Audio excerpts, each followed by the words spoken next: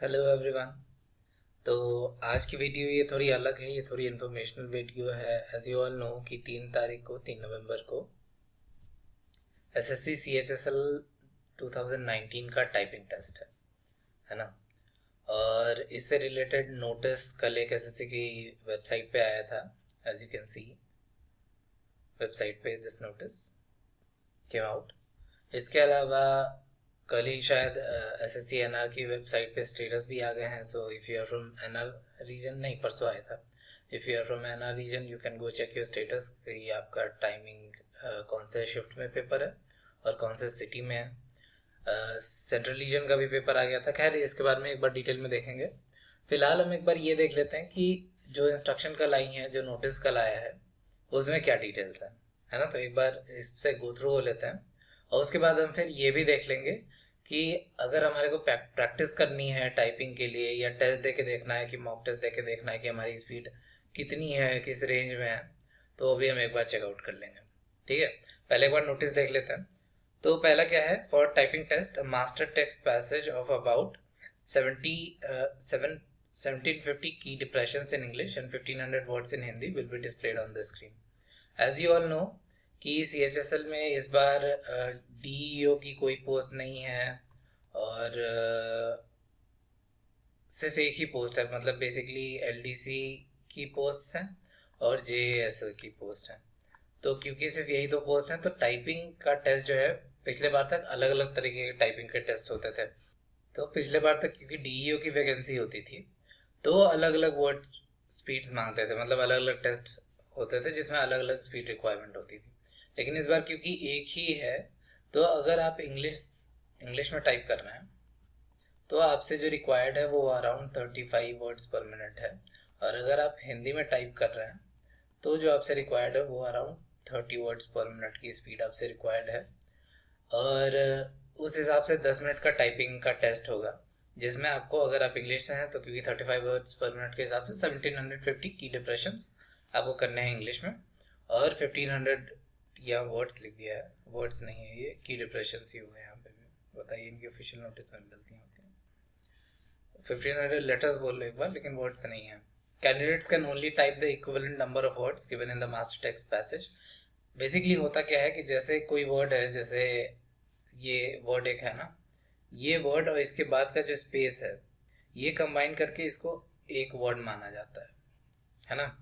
तो जितने word passage में दे रखे हैं उतने ही आप टाइप कर पाएंगे। इसका ये मतलब है कि जितने स्पेस पैसेज में है उतने ही आप टाइप कर पाएंगे। जब आप टाइप करने जाएंगे और आपने जैसे अगर पूरे पैराग्राफ में 300 स्पेसेस यूज हुए हैं और अगर आपने 300 स्पेसेस कहीं पे जैसे आपकी गलतियां हो गई, दो दो बार स्पेसेस दब गए हैं, इसमें मल्टीपल स्पेसेस दिए हैं इंटेंशनली, तो ये गलती बिल्कुल मत करना। जहाँ पे अगर आपको एक स्पेस डालना है तो एक ही स्पेस डालना। नॉर्मल सेंटेंसेस में दो वर्ड्स के बीच में एक सेंटेंस आएगा, एक स्पेस आएगा, कमा के बाद एक स्पेस आएगा, फुल स्टॉप के बाद एक स्पेस आएगा। Don't do the double spacing या टैब वाली चीज़ मत करना, क्योंकि इससे टैब में मेरे ख्याल से 4 स्पेसेस खराब हो जाएंगे आपके। तो और जितने वर्ड्स हैं उतने ही स्पेसेस अलाउड है। इसके बाद आप स्पेस नहीं दबा पाओगे। अगर पूरे पैराग्राफ में 300 वर्ड का पैराग्राफ है या 300 स्पेस डाल रखे हैं उसके ओरिजिनल पैराग्राफ में, तो आप 300 स्पेसेस ही दबा पाएंगे, आप उससे ज़्यादा स्पेसेस नहीं दबा पाएंगे। उसके बाद आप पैराग्राफ में टाइप कर सकते हैं बट बिना स्पेस के, और बिना स्पेस के अगर आप टाइप करते रह जाएंगे तो आपका एरर में काउंट होता रह जाएगा। तो उसके आगे आप जितना भी, अगर आपके स्पेसेस खत्म हो गए तो उसके आगे आप जितना भी टाइप करेंगे वो सारा आपका एरर बन जाएगा। तो इसलिए ये मिस्टेक मत करना डबल स्पेसिंग की या टैब डाल के पैराग्राफ के स्टार्टिंग में टाइप करने की। जिनकी पुरानी टाइपिंग की आदत है, जिन्होंने 2017-18 के पेपर दे रखे हैं टाइपिंग वाले, तब पेपर पे टाइपिंग होती थी, इस बार ऑनलाइन ही टाइपिंग होना है, ये श्योर हो चुका है ना। तो जब ऑनलाइन टाइपिंग होगी तो उसमें कोई tab unless and until given, अगर टैब दिख रहा होगा आपको अगर पैराग्राफ के स्टार्टिंग में, जो थोड़ा मुश्किल है, नहीं होगा, लेकिन अगर पैराग्राफ के स्टार्टिंग में आपको दिख रहा होगा कि काफ़ी सारा स्पेस देके तब पैराग्राफ स्टार्ट हुआ तो फिर टैब लेके कर सकते हो। अदरवाइज जैसे समझ लो ये आपका नॉर्मल पैराग्राफ, जैसे ये वाला पैराग्राफ देखा ना, अगर आपने प्रैक्टिस करनी है तो आप बिल्कुल यही नोटिस भी टाइप करके देख सकते हो। जैसा इसमें है कि कहीं पे कैपिटल्स हैं, बुलेट पॉइंट्स नहीं होते, मुझे तो नहीं मिले थे।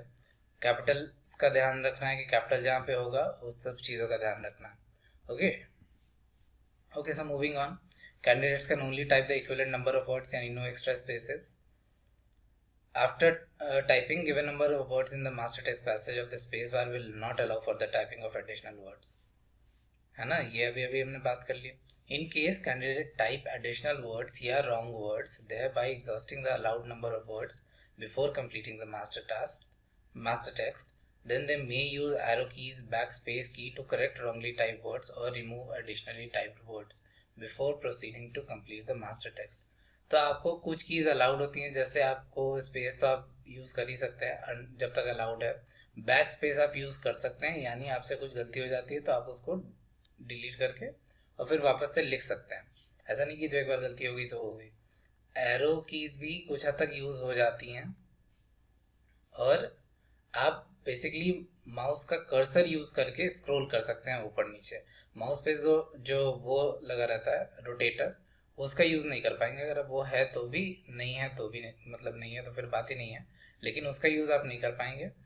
एक बार आई शो यू, मतलब एक बार प्रैक्टिस उसमें, और फिर आपको वो पता लग जाएगा, ठीक है। बस candidate may note the print out of the type text will not be taken after, क्योंकि ऑनलाइन होना है तो प्रिंट आउट नहीं लिया जाएगा। Candidate for English test are advise to choose English US as their option, ये ध्यान रखना कि इंग्लिश यूएस चूज करना है। और जो हिंदी टाइपिंग टेस्ट वाले हैं उनको इनमें से कोई चूज करना है, हिंदी इंस्क्रिप्ट, हिंदी कृतिदेव, हिंदी रेमिंगटन गेल और हिंदी रेमिंगटन सीबीआई, है ना, इनमें से कोई चूज करना है। और demo video for the set typing test has been uploaded, website पे एक डेमो वीडियो डाल दी गई है, वो उसका link I will share with you कि वो कहाँ से आप देख सकते हो। स्टेनोग्राफर के लिए तो एक डेमो लिंक भी थी जहाँ पे आप प्रैक्टिस कर सकते थे, लेकिन CHSL के लिए तो ऐसा कुछ नहीं डाला है, देखते हैं आगे कुछ डालते हैं या नहीं डालते हैं। बट ठीक है, एक बार अगर आपको इंटरफेस देखना होगा तो वो आई विल शो यू कि आप स्टेनोग्राफर वाले इंटरफेस से आइडिया लगा सकते हैं कि आपका CHSL वाले का इंटरफेस भी कैसा रहेगा। ये लास्ट पॉइंट है, candidates who are exempted for this examination should refer to the detailed guidelines issued by the respective regional office website.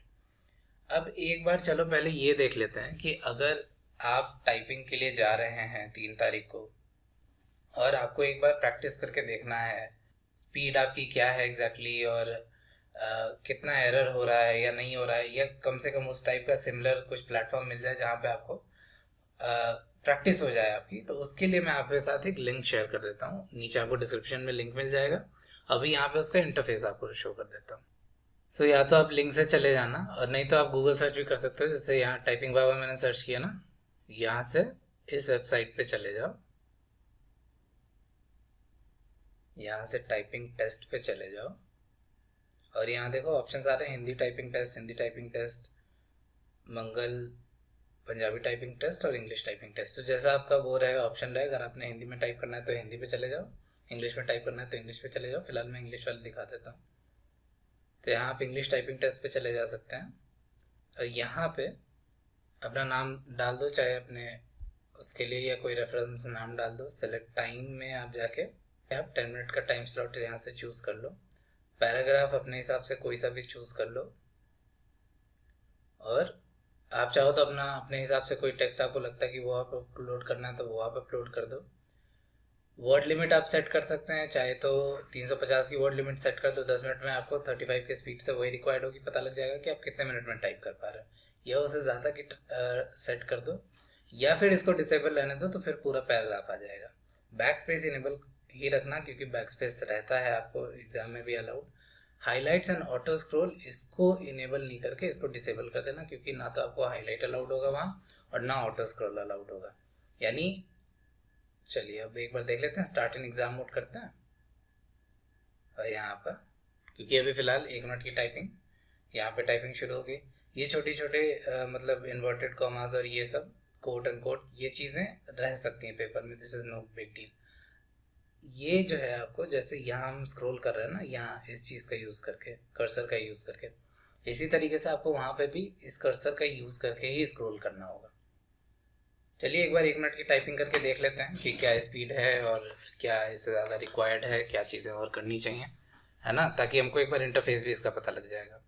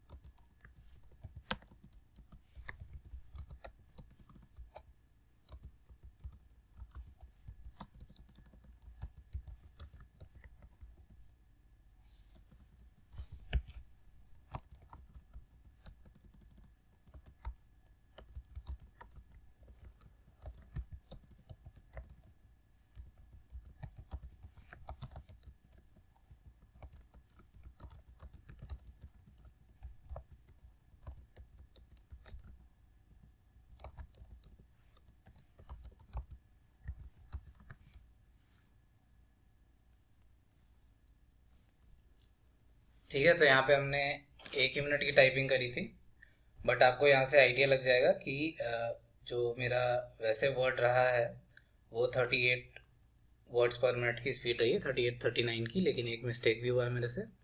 तो ठीक है, मतलब 5% UR कैटेगरी को 7% एरर अलाउड होता है, अदर कैटेगरी में 10% एरर अलाउड होता है, तो इतना चल जाएगा। अगर ये आपकी स्पीड है, ये नॉर्मल स्पीड है, तो फिर ठीक है, यहाँ से आप इसका आइडिया लगा सकते हैं। हालांकि इसमें हाफ एरर और फुल एरर का भी सीन है, इससे आप देख सकते हैं, लेकिन यहाँ ये क्या करता है, नंबर ऑफ मिस्टेक्स इंटू 2 कर देता है। ये जो मेथड 2 है ना, इसमें ये इंटू 10 कर देता है, तो इससे आपका एरर परसेंट कुछ ज़्यादा ही आ जाता है। तो इस पे मत ध्यान देना, आप इसी को देखना। और हाफ एरर फुल एरर एक बार क्या है वो आगे चल के मैं आपको दिखा देता हूँ, ठीक है। तो आप इस वेबसाइट पे जाके टाइपिंग की प्रैक्टिस कर सकते हैं। बाकी अगर आपको एक बार कोई इंटरफेस देखना है ना, तो यहाँ पे SSC की वेबसाइट पे आ गए, और CGL मतलब CHSL के लिए अभी इन्होंने डेमो लिंक नहीं डाला है, शायद डालेंगे भी नहीं क्योंकि ऐसा कुछ लिखा हुआ नहीं है, लेकिन स्टेनोग्राफर के लिए यहाँ पे यू कैन सी कि एक डेमो लिंक डाली हुई है। तो यहाँ से जाके यू कैन चेक इंटरफेस, आपको यहाँ पे कुछ डालने की ज़रूरत नहीं, सीधा मतलब ये बस दिखाया कि किस तरीके का आपका पेपर होगा। और यहाँ देखो, यहाँ से इस तरीके का वहाँ पे भी आपको इंटरफेस मिलेगा। यहाँ पे ओके कर देना, यहाँ पे लैंग्वेज सेलेक्ट कर लेना, चेक मार्क कर देना, I am ready to begin कर देना, और ये आपका खुल जाएगा। ये है लेआउट स्टेनोग्राफर के लिए। एक्चुअल टाइपिंग तो आपको इसके हिसाब से वहाँ पे अगर आप इतने मिनट रुकोगे तो फिर आपको एक्चुअल टाइपिंग वाला वो आ जाएगा, तो फिर उस हिसाब से कर लेना, ठीक है। टाइमिंग आप सबमिट पहले नहीं कर पाओगे, आप उससे पहले ओके नहीं कर सकते, चाहे आपने टाइप कर भी लिया हो तो, ठीक है। अब एक बार देख लेते हैं कि फुल मिस्टेक और हाफ मिस्टेक का क्या। फुल मिस्टेक आपके कब माने जाते हैं? For every omission of word या फिगर। जैसे ये लाइन आपको दे रखी थी, following errors are treated as full mistake. अब आपने ये लिखते हुए जो है ना एज गायब कर दिया यहाँ से, तो जब आप एज गायब कर दोगे तो ये जो 2 लेटर्स हैं और प्लस एक स्पेस, यानी ये 3 एरर आपका काउंट हो जाएगा। 3 टाइपिंग मतलब टोटल 1750 कैरेक्टर का है ना,